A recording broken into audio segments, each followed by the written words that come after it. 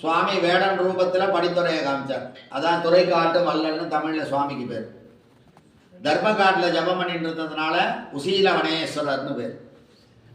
ஸ்தல விருட்சமும் இந்த ஆலயத்துக்கு தர்மதான். அதுக்கப்புறம் ஞான சம்பந்தர் இந்த ஆலயத்தில் 11 பாடல்கள் பாடியிருக்கார். சுவாமி சுயம்பு மூர்த்தி. ஒரு 1400 வருஷத்துக்கு முன்னாடி உள்ள சிவலிங்கம்.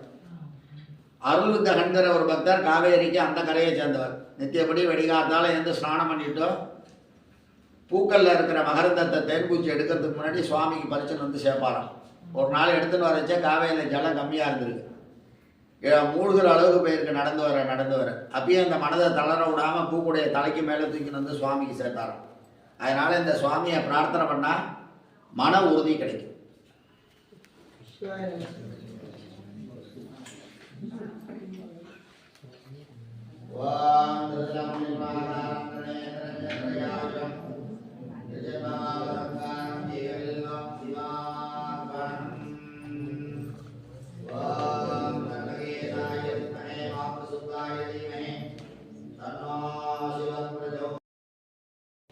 வெயினா மூங்கில் போன்ற தோல் அமைப்பை உடையவர்.